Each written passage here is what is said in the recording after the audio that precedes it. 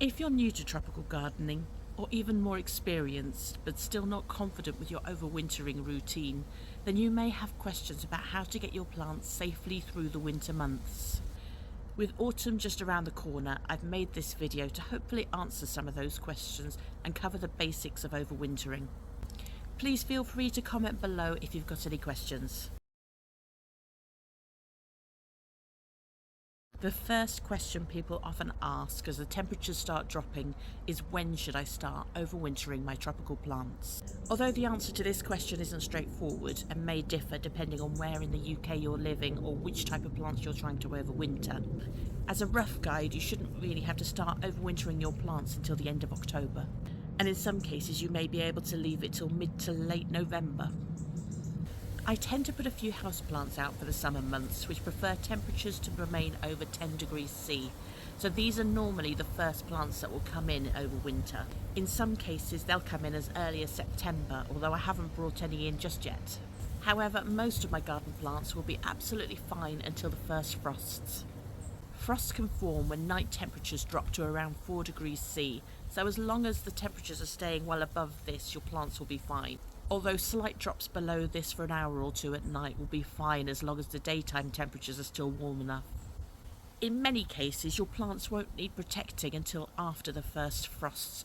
For example, the leaves on plants like cannas and colocasias will die back once they've been frosted, and the plant dies back to ground level, which is the best time to start digging it up if you're planning to overwinter it by dry storing.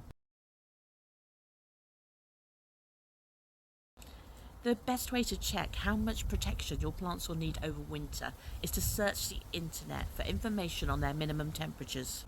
The RHS website is a good starting point. However, as you can see here, they have listed Musabasju as not hardy, while they can survive throughout most of the UK with protection in colder parts and with no protection at all in the warmer areas. So you might want to double check with a couple of resources. If you're not sure what the minimum temperatures are in your area, then you can check with the website Time and Date, which will enable you to check any town, click on Past and select the month. I recommend checking January and February for the last few years to get a good idea. You can see last February Southampton had an unusually low dip to -7. This is not typical, but highlights the need to be a little cautious. If you live in warmer areas of the UK, you can check my videos from last winter for ideas of plants that will be okay left outside over winter, and I'll put some links in the description. Dry storing is the process of drying out bulbs and rhizomes for storing over winter. In the same way as you may receive bulbs such as daffodils and tulips that need no water until planted, plants that are dried can be put away and forgotten about over winter without needing any special care. This method works well for caladiums, canna, voodoo lilies, colocasia, and even larger Ensete bananas. But be careful with smaller Ensetes as they will struggle to survive the process. Before dry storing, plants like colocasia should be watered less often as the weather gets cooler. Wait for the first frost to kill the foliage and then dig up the rhizome and leave it to dry in the sun or in an airing cupboard for a couple of days. Brush off as much soil as possible and ideally cover with an antifungal powder such as sulfur. The bulbs or rhizomes need to be dry before storing to prevent rot. Store bulbs and rhizomes in newspaper or sawdust, and make sure there's good air circulation going through the box or container by adding some holes to it. If overwintering an Ensete like this, the roots and the leaves could be cut right back and the trunk could be hung upside down for a few weeks to allow the water to drain out. My own plants are still too small, so I'm unable to demonstrate this in this video. For plants that are being left outside over winter, some may need additional protection. Pots might be moved into an unheated greenhouse to avoid rot in wet winters. Plants in the ground will benefit from having a mulch, which includes adding fresh compost or bark chippings or manure to around the base of your plant. This will help protect the roots from the frost and the cold. Gunnera owners often protect the crown with their own upside down leaves, although mine's never had any protection and it has survived the crown getting iced. Above ground, consider wrapping plants in horticultural fleece for added insulation. You can also use a plastic cloche to help keep it dry. Palm trees will benefit from having straw added to the crown, and fronds can be tied up to help insulate it. And this will also make it easier to wrap the palm with horticultural fleece.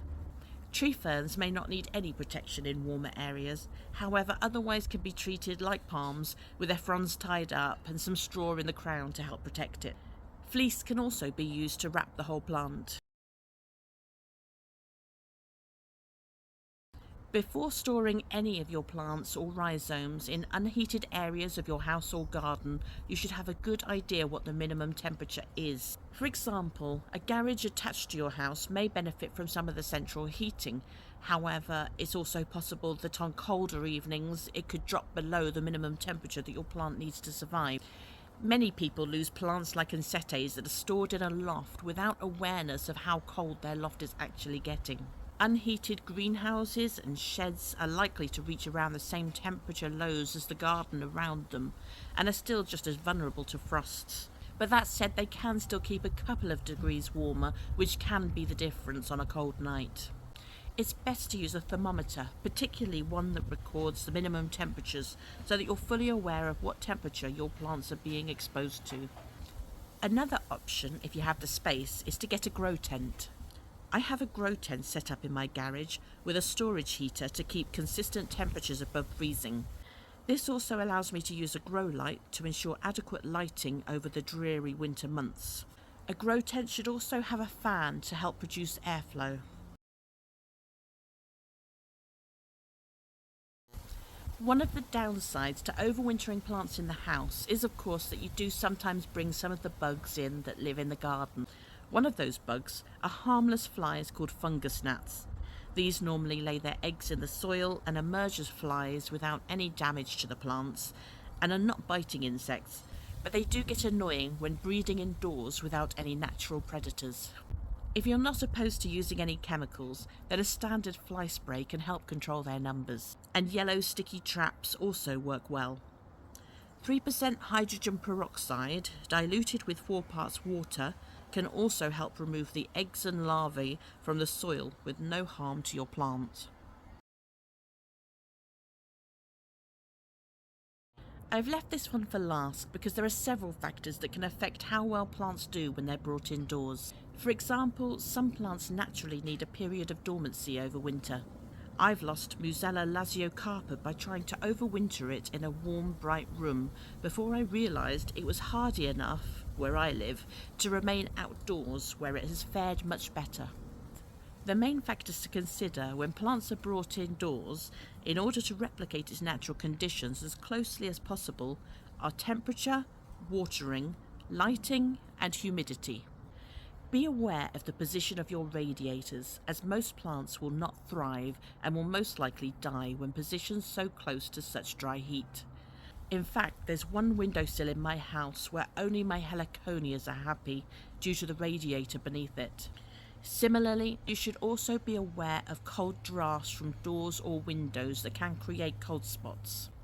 The overall temperature of your house may also have an impact if you like your heating up high all day and night. For instance, some plants may struggle with this and do better in a cooler environment, such as my frost-free grow tent I mentioned earlier.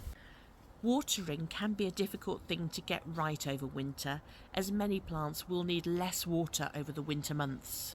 However, some plants do prefer consistent moisture, and others may need to dry out completely between waterings. A general rule of thumb is to test the top inch or two of soil with your finger, and if the soil is dry below this point, you should water. But for individual plant watering tips, it's best to check the internet for advice. If you find it hard to get watering levels right, self-watering pots may be helpful, which use a wick to keep the soil at a consistent moisture level. Lighting can be a tricky thing over winter, as some plants will need bright, natural light, while others will thrive all winter in the darkest corners of a house. Most plants will do well on a north, east or west-facing windowsill, but some may need direct sunlight from a south-facing windowsill. In some cases, the lower light levels over winter will not be enough, and artificial grow lights can help the plant meet its light requirements. These can be purchased quite cheaply online in places such as Amazon. Finally, one of the more difficult conditions to replicate over winter is the humidity levels. This can be especially difficult when the central heating is on, making the air much drier, and some plants really struggle with this.